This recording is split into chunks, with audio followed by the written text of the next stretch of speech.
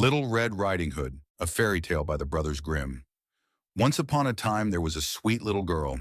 Everyone who saw her liked her, but most of all her grandmother, who did not know what to give the child next. Once she gave her a little cap made of red velvet. Because it suited her so well and she wanted to wear it all the time, she came to be known as Little Red Riding Hood. One day her mother said to her, "Come, Little Red Riding Hood. Here is a piece of cake and a bottle of wine. Take them to your grandmother. She is sick and weak, and they will do her well. Mind your manners and give her my greetings. Behave yourself on the way, and do not leave the path, or you might fall down and break the glass, and then there will be nothing for your sick grandmother." Little Red Riding Hood promised to obey her mother. The grandmother lived out in the woods a half hour from the village. When Little Red Riding Hood entered the woods, a wolf came up to her. She did not know what a wicked animal he was, and was not afraid of him. "Good day to you, Little Red Riding Hood." "Thank you, wolf." "Where are you going so early, Little Red Riding Hood?" Dashed to grandmother's. "And what are you carrying under your apron?" "Grandmother is sick and weak, and I am taking her some cake and wine. We baked yesterday, and they should give her strength." Dash dash. "Little Red Riding Hood, just where does your grandmother live?" "Her house is a good quarter-hour from here in the woods, under the 3 large oak trees. There's a hedge of hazel bushes there. You must know the place," said Little Red Riding Hood. The wolf thought to himself, "Now there is a tasty bite for me. Just how are you going to catch her?" Then he said, "Listen, Little Red Riding Hood, haven't you seen the beautiful flowers that are blossoming in the woods? Why don't you go and take a look?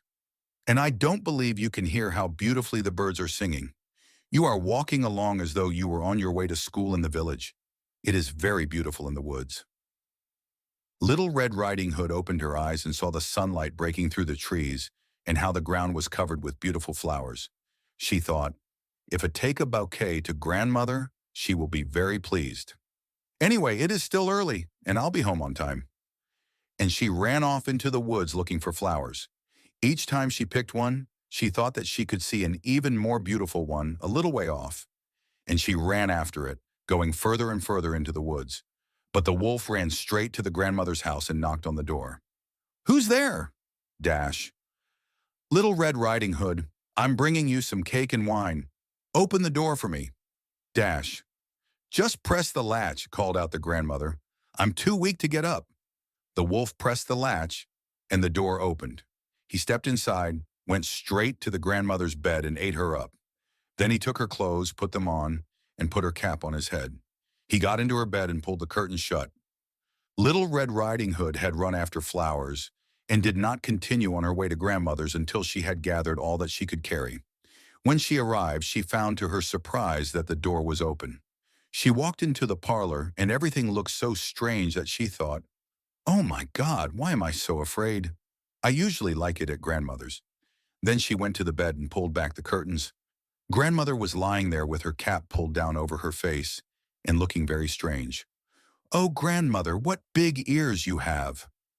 All the better to hear you with." "Oh, grandmother, what big eyes you have!" Dash. "All the better to see you with." "Oh, grandmother, what big hands you have! All the better to grab you with." "Oh, grandmother, what a horribly big mouth you have! All the better to eat you with." And with that, he jumped out of bed, jumped on top of poor Little Red Riding Hood, and ate her up. As soon as the wolf had finished this tasty bite, he climbed back into bed, fell asleep, and began to snore very loudly. A huntsman was just passing by. He thought it strange that the old woman was snoring so loudly, so he decided to take a look. He stepped inside, and in the bed there lay the wolf that he had been hunting for such a long time. He has eaten the grandmother, but perhaps she still can be saved.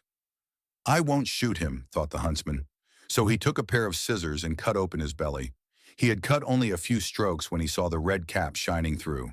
He cut a little more, and the girl jumped out and cried, "Oh, I was so frightened! It was so dark inside the wolf's body." And then the grandmother came out alive as well. Then Little Red Riding Hood fetched some large heavy stones. They filled the wolf's body with them, and when he woke up and tried to run away, the stones were so heavy that he fell down dead.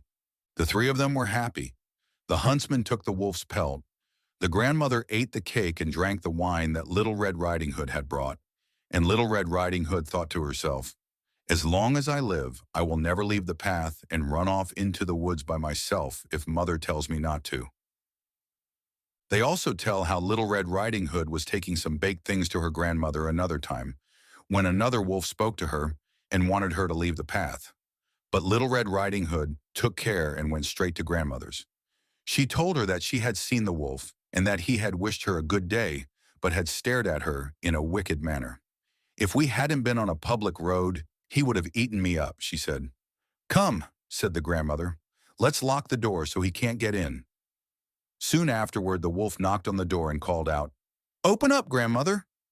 It's Little Red Riding Hood, and I'm bringing you some baked things. They remained silent and did not open the door. The wicked one walked around the house several times and finally jumped onto the roof. He wanted to wait until Little Red Riding Hood went home that evening, then follow her and eat her up in the darkness. But the grandmother saw what he was up to. There was a large stone trough in front of the house. Fetch a bucket, Little Red Riding Hood, she said. Yesterday I cooked some sausage. Carry the water that I boiled them with to the trough. Little Red Riding Hood carried water until the large trough was clear full. The smell of sausage arose into the wolf's nose. He sniffed and looked down, stretching his neck so long that he could no longer hold himself, and he began to slide. He slid off the roof, fell into the trough, and drowned. And Little Red Riding Hood returned home happily and safely.